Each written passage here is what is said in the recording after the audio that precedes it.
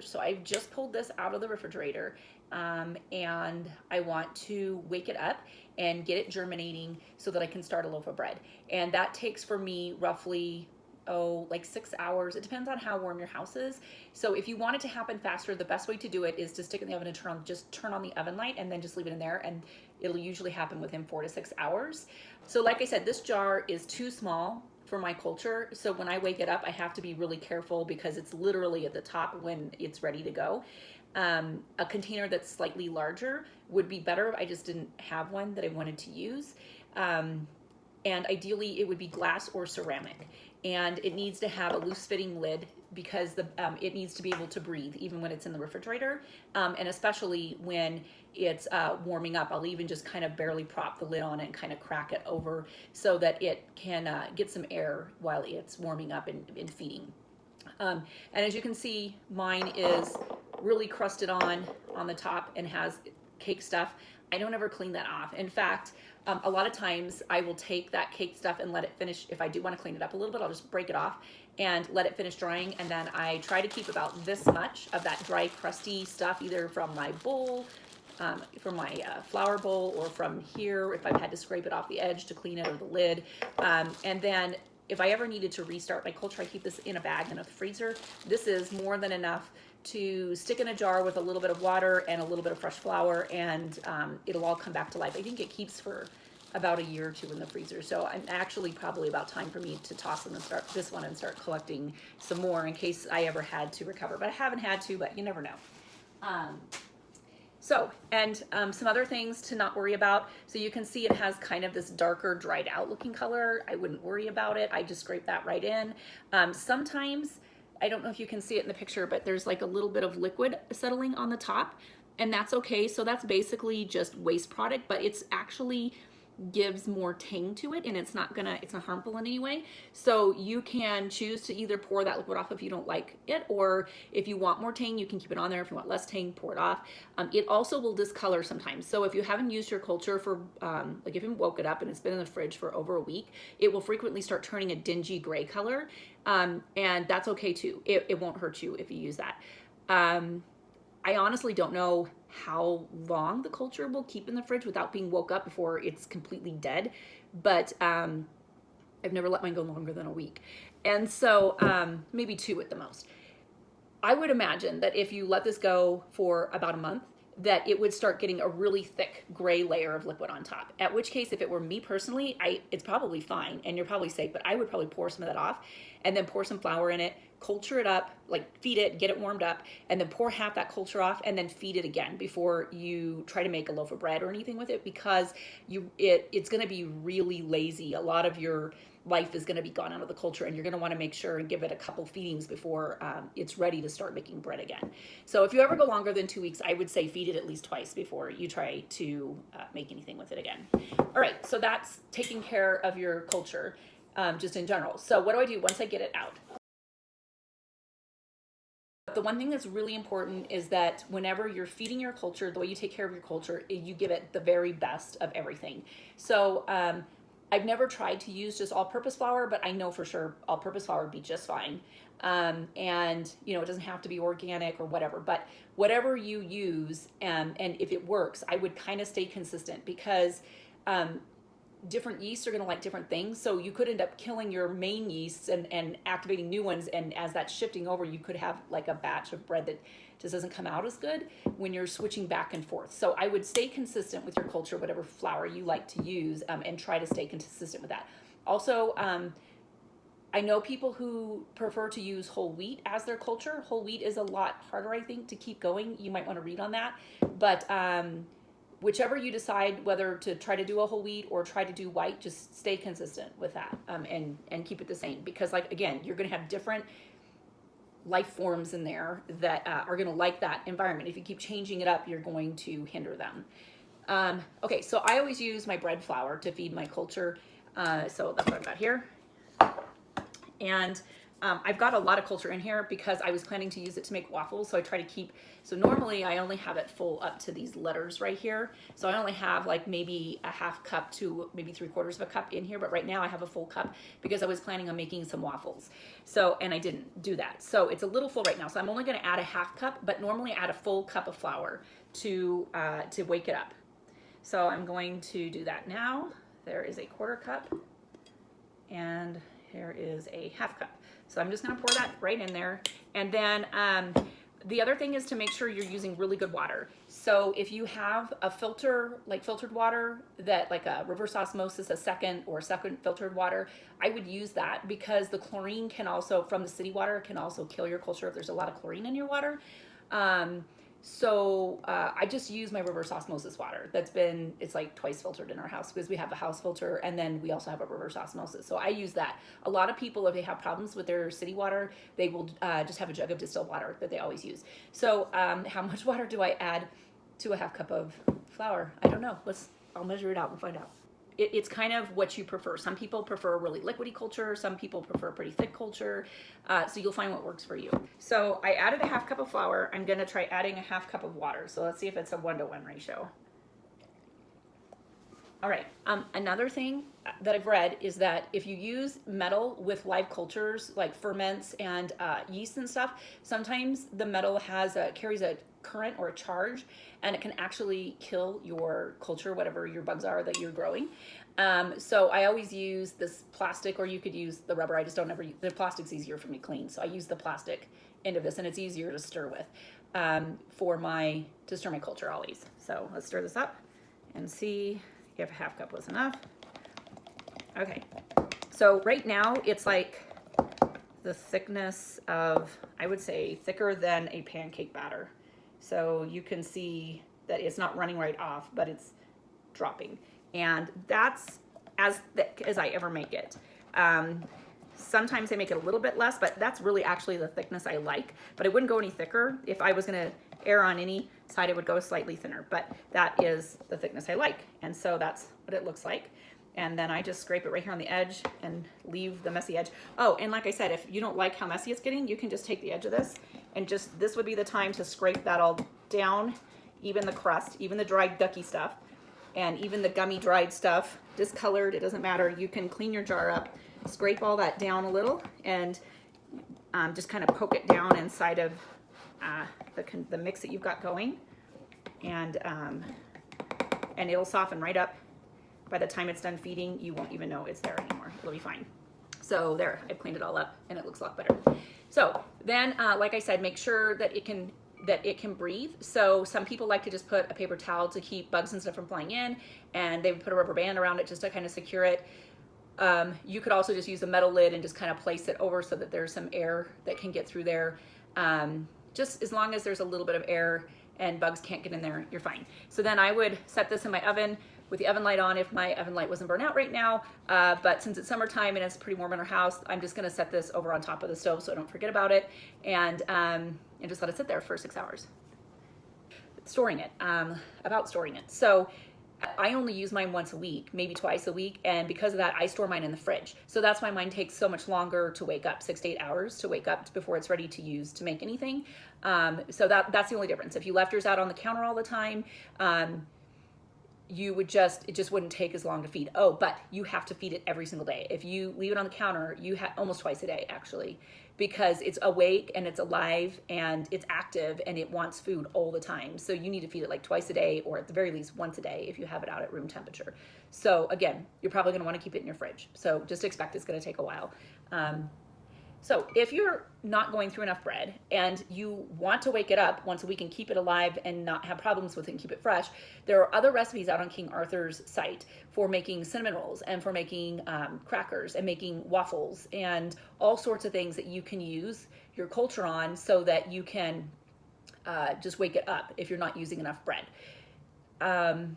Most of those recipes, unless it's bread, almost all of those recipes are going to actually require a culture that's not fed. So basically, before you feed your culture, you would pour off a cup, and then you would feed your culture and let it sit and eat. And then once it's done eating, then put it in the fridge.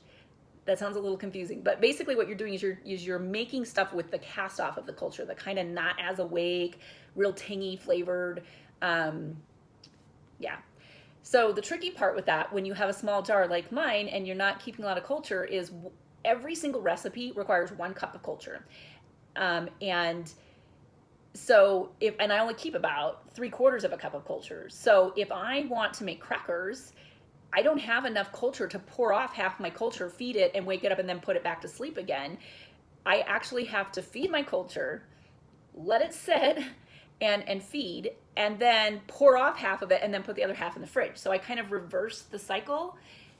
And it's a little more active than it should be probably when I do my crackers or my waffles or whatever, but that's what works for me.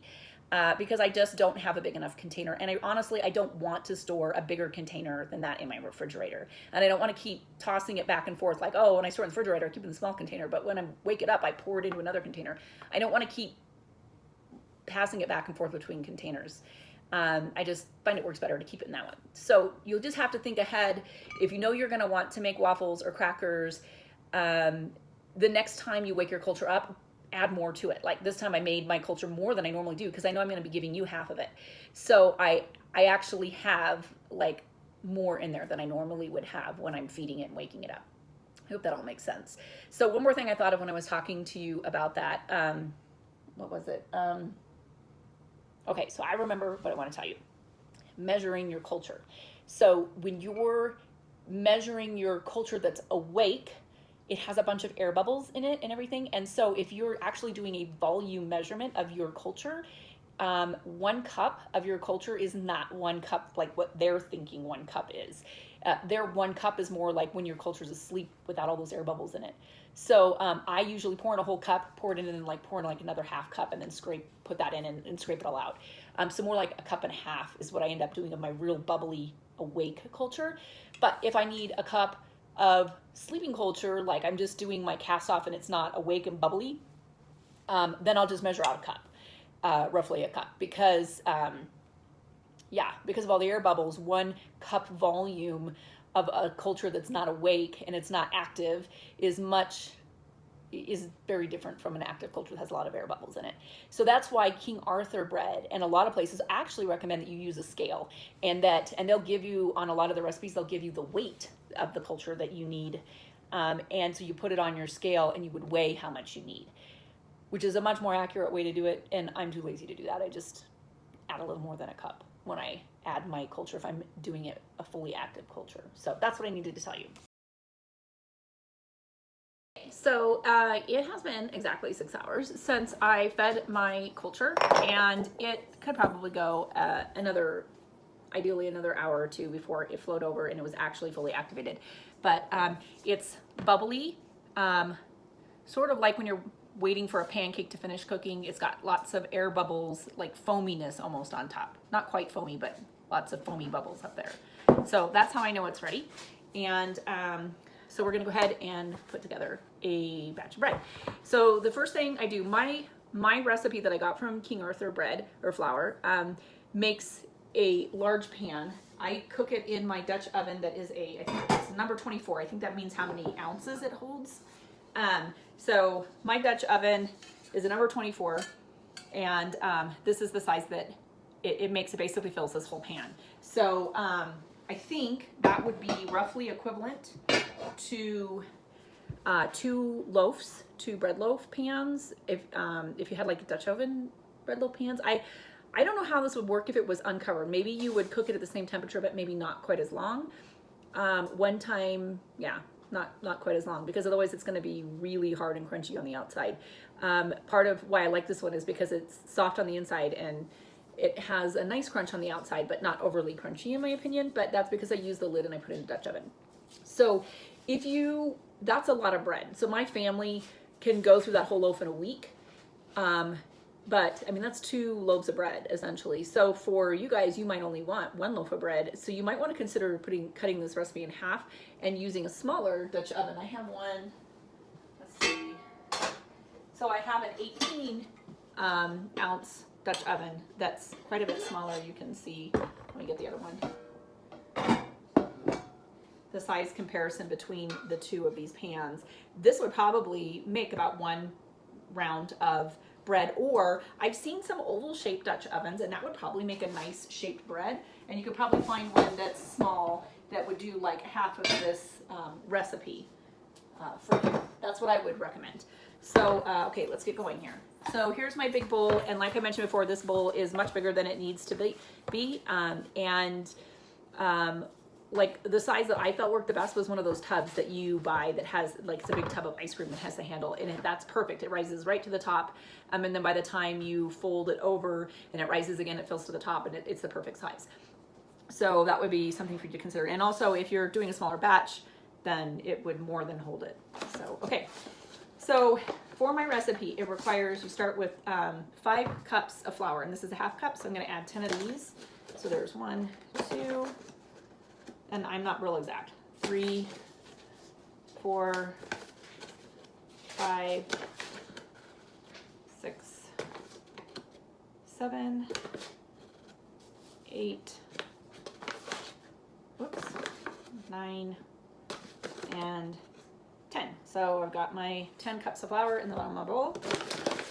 And then the King Arthur flour recipe would then just add your culture in the water, but I like to add a little bit of salt to mine. So I would say I add about roughly a teaspoon of salt and about 2 tablespoons of sugar. So this is a 1/4 cup scoop thing that I keep in my sugar bin, and so I'm going to add about half of that. So that's about 1.5 tablespoons or 2 tablespoons, I guess. And then I add my culture. And remember, I'm trying to add about 1 cup of culture, but it's all foamy and everything. So I'm going to add a little more than 1 cup, and I just eyeball it because I do this all the time. But it comes out to about 1.5 cups of this bubbly culture. And again, King Arthur flour recommends that you actually do it by weight and not volume. But I've gotten to the point where I do this so often, I just eyeball it and I know what I need in here. So, and really, sourdough culture is pretty forgiving. If you do too little or too much, it's still gonna eat the bread and foam up and everything. So it's pretty forgiving. So you can see I still have quite a bit. It's up to here left over, and I'm gonna pour some of this off and do the start to give to you. So I'm gonna put that aside. And then it calls for that amount of flour, takes 2 cups of water, but I have found that roughly 2 to 3 tablespoons less than that is about right. It's best when you're doing this, you want it to be, the dough to be about as wet as you can possibly handle it without it, keep it as wet as you can possibly handle it without it sticking to you and everything else. So I'm gonna go ahead and pour that in. So you might wanna start with just a slightly less than 2 cups of water, and then if you feel like you need to add more because it's too dry, then you can add a couple more tablespoons. Okay, let me wash my hands real good. I washed them, but I just want to make sure that they're really good and clean because now I'm going to be doing this by hand. So normally I used to just do this by hand. It's all watery in here right now though. So what I started doing is kind of just tossing this water and flour together until it's kind of started gelling together. And this is the part where you asked, could I use my bread hook? And I think you could, at this point, you could have done all this in your bowl. You know, the only thing I would be cautious about with that is I've never used any metal around my bread when I make it, because like I talked about when we were doing the culture, metal sometimes can carry a charge, and they say that it can influence the critters, that it can like kill them. So I don't know, that would be one thing I would be concerned about with that. So, all right, so there's almost no loose liquid left in here anymore. And now I'm gonna start just folding it in with my hands, trying not to get it to stick to me. I'm just gonna try to get this flour into most of this moisture so that, see, it's not sticking to me as bad. So I'm not putting a lot of pressure into this. I'm just kind of tossing the liquid into the flour and trying to get it incorporated. And as soon as it's kind of more and more incorporated, I might start pushing it just gently. Again, trying not to get my hands too much into that liquid and getting it all over my fingers. So see, it's still pretty dry. I don't have too much on my hands. All right, and I'm just gonna keep doing that and then applying more and more pressure to work that flour deeper into the ball, and trying to scoop it up off of the sides here until I can get it all worked into a ball.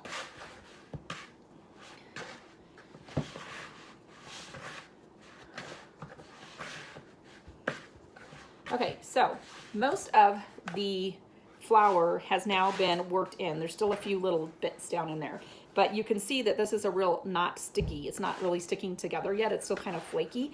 That's because most of the moisture is still down in the middle. So now I'm really going to start pushing that flour into the center and working that moisture out of the ball.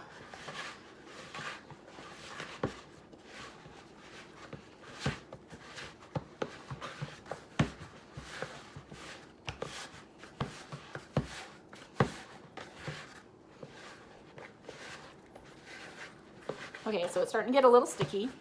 Once I get this worked into a ball that's tacky and it's kind of starting to stick to me, then I will just leave it in a rough ball kind of in the middle of the bowl and put a lid on it, and then put it back in the warm oven. If you have an oven with an oven light that works, I would just turn that oven light on and continue leaving it in there just like you did when you fed your culture. And I would leave it in there for about 2 hours. And then you're gonna pull it out and we'll fold it, and I will show you that when I get to that stage. Okay, so there's almost nothing left inside my bowl, just a little bit on the edges, and that's fine. And this is still kind of, I mean, it's not a smooth ball, but it's really kind of getting kind of grabby. It's a little drier than I normally make it, but once I cover it and put it in the warm oven, it's gonna get gooey again anyway, so it'll be okay. But I definitely wouldn't make any drier than this. Okay, so I have it sealed, and I'm gonna put it in a warm spot, and then we're done for 2 hours. Okay, so I just realized that I missed the 2 hour mark for folding the bread, which would have kind of mixed things up and activated it a little bit and made it just grow a little faster. So it's about 4 hours later now, which is when I normally would fold it again, and then I put it into the fridge to stay overnight. So I'm gonna open it up, and we'll see what happened. It's pretty normal for me to miss at least one of the steps every time I make the bread, but then it almost always still comes out. So it was pretty flexible. And it looks like it has pretty much doubled in size, which is probably should be bigger than that by now if I had remembered to fold it a little bit, but that's okay because we'll fold it now, and then I'll put it in the fridge, and by tomorrow it'll be probably up to about like where the ring is in there right now. I used to just use my hand and just slip it under here and then just fold it over, but I like to use a little plastic. These are from Pampered Chef, but they're bowl scrapers that are bigger or anything. You can use those too. I just find that I can get in there and fold it over better, and then it doesn't stick on my hands as much. And also I like to put a little bit of olive oil on it at this point. So I'm just gonna drizzle a little olive oil on it. Whoops, or a lot. Okay, so it's about twice as much as I normally add. But so I'm just gonna rub that around on the top so that as I'm folding it, it's getting on the edges of the bowl to keep it from sticking back on there, and it adds some nice flavor. So I'm just gonna I'm not really kneading it like you would normally with bread, with like a yeast bread. I'm just gonna kind of fold it up off the sides and around. And it's not even sticking together because of all that oil, and that's okay. And I still got oil on my hands. I'm gonna rub that around on the outside of the bowl so that it doesn't stick down there. And then just kind of press that all back together and let it you kind of want to get a nice stretch on it. So you're kind of activating the flour, I guess, and the yeast, and getting that all pulled in. And then just gonna roll it over, and now it looks all rounded. And then I'm gonna put the lid back on it and put it into the fridge overnight, and then first thing tomorrow morning, well, I'll do the video for that, but first thing in the morning, I'm gonna pull it out and let it warm up for a few minutes, and then we'll be ready to do the next step. All right, so it's the next morning, and it's time for me to get my bread awake again and going. But quickly, I just want to add on to the last segment. If you wanted to do this bread in one day, you just wouldn't do the last section that I told you about putting it, folding it in the bowl and putting it in the fridge. Instead of folding it in the bowl and putting it in the fridge, you would basically do what I'm going to do after my bread warms up a little bit, and you would stick it into the pan. So you'd basically just once you got it out the last time, you would shape it and move it into the pan you're going to cook it in and let it do its last rise and go on from there. So you would skip the refrigerator part and the part I'm going to do now, which is waking it up. So I'm going to wake it up now because I do mine in the morning. There are okay-ish reasons to wait to do it, to leave it in the cold overnight, because they say that it helps the sour kind of ripen and be just a little more on the sour side. But if you don't like the sour side, I don't feel like this bread really comes out that sour at all. In fact, I'd prefer it came out a little more sour, but that could be because of our cultures here in Colorado, because cultures are different everywhere. So maybe if you were in a warm, more humid climate, maybe doing this process would create a more sour bread in the morning if you were to refrigerate it. But here in Colorado where it's dry, it doesn't really come out that sour, in my opinion, in the morning. So yeah, it slows down the activation, the whole process, and then it allows you to cook it the next day. Because otherwise, for me, I typically tend to start too late in the day and get everything going. I would be cooking it around dinner time, and things were already kind of crazy then anyway. Or because I got a late start yesterday, I was finishing up at like 11 o'clock. I was putting it in the fridge, and I definitely didn't want to stay up another 2 hours to wait for it to rise and then another hour to bake it. So by putting it in the refrigerator, I can wake up in the morning and finish the process off. And then we have fresh bread by lunch, and my kids prefer to eat the bread fresh anyway. So then for lunchtime, they have fresh bread. We don't usually make the warm bread into sandwiches. The kids usually like to just put butter or honey or jelly or something on it. So anyway, let's get started. So I'm going to warm this up. Here's what it looks like when it came out of the fridge. It's doubled again in size again, and the olive oil that I put onto it has now absorbed into the batter. So I'm going to pull it out of the bowl using the same plastic scraper that I used before to kind of just loosen it up from the sides, and it's not really sticking that much anyway since we put the olive oil on the sides of the bowl last night. It's coming out pretty easy, and I can just flop it over on my hand. And then I'm going to put this really sticky side down on this little bit of flour so it doesn't stick to my bowl, and then just cover this up a little bit so that it can doesn't dry out, and I'm just going to let it sit here for about 20 minutes and warm up. Okay, my oven is probably at about 250, maybe not even that, maybe 200, 180 degrees. I warmed it up a little bit because they don't have light. And the bread is still a little chilly, but it's starting to relax a little bit. So I'm going to get ready to give it its last rise in the pan that we're going to be cooking it in. Because we live in Colorado and it's so hot, I have this old, it came from my toaster oven. It's like a drip pan or a roaster pan, and I use it to put water in my oven to keep the humidity up. So I like to put some hot water in here and then stick it in the bottom of the oven at this point to kind of just keep the moisture in the bread and help it activate and rise a little faster. And then I leave that in the oven when I'm cooking as well, to create a nice humid baking environment so that the bread's not overly dry. Okay, so I'm gonna stick that in the bottom of my oven. Oh, and then I'm gonna put some olive oil in the bottom of my pan. I'm gonna just put about 2 tablespoons of olive oil in the pan I'm gonna bake the bread in, and I'm gonna roll it around the bottom and the sides of the pan. Okay, and so now my hands are oily from rubbing the oil on the pan, which is fine because it's gonna keep this from sticking to my hands. So this is going to be the inside, and the part that got in the flour is going to be the top side. And what I wanna do now is fold it all under into a nice ball, and then just kind of keep pulling it and stretching the top surface and pulling that under just a little bit so you get a nice, tight, bubbly surface with a little tension on there. And pull that into a tight ball, tuck it in underneath into a tight little jellyfish shape. And then drop this down right into the bottom of your pan. And then move this out of the way real quick so I can show you the next thing I'm gonna do.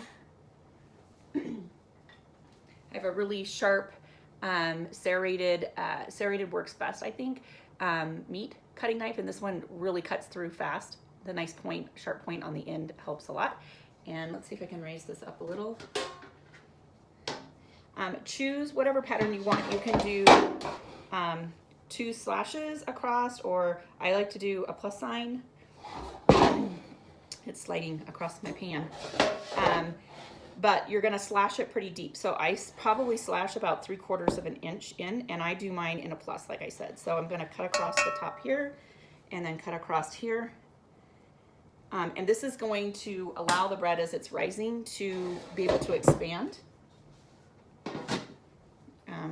So I don't know if you can see, I've got a plus thing and it's pretty deep. And then I'm just going to put the lid on that and stick it into my just warm oven so that it can do its last rise. And this last rise takes it usually takes just over 2 hours for me.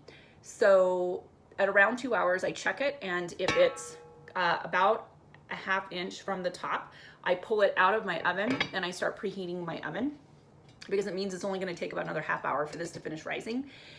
All right, so this is going into the oven. In 2 hours, check your bread. If it's a half in, and like between 1 inch and a 1/2 inch from the top of the lid, well, depending on the size of your pan and how much bread you made, you'll have to experiment with how full yours will fill it. But mine fills the pan all the way, and I think it would go further if I had a bigger pan. So when mine is just almost to the top, then I pull it out and I preheat my oven to 500. And then as soon as it reaches temperature, then I put the bread into the preheated oven and turn it down to 450. Well, I accidentally let the bread sit for 3 hours because I was outside mowing and lost track of time. And you can see the lid is kind of stuck. So what I do when that happens is I take the lid and I twist it slowly and lift at the same time and try to get it to release a little. It's just a little tiny stick on the edges. Okay, so I didn't do too bad.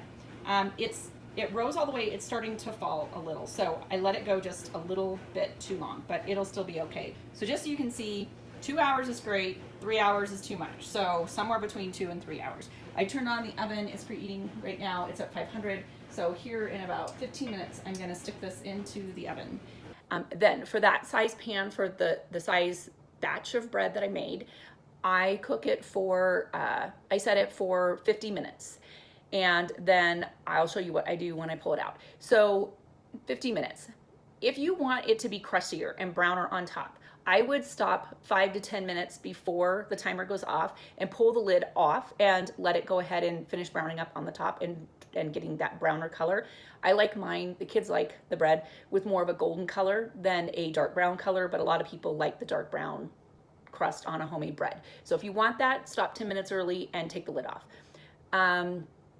And be careful when you open your oven. If you had water in there, make sure you open it and step back as you open it for about 15 seconds, because the moist air will burn you when you open it up. It will. Okay, so, and the oven is gonna be steamy, so I'm gonna stand back as I open it to let that steam out. And then this pan is gonna be really hot. Hold on 1 second. And then I need some kind of a rack to put the bread on. So the bread is gonna go here. Okay, so things got a little crazy there at the end, but we managed to pull the bread off and it looks great. And here's the first slice and we're about ready to enjoy it. So I hope that was helpful. See ya.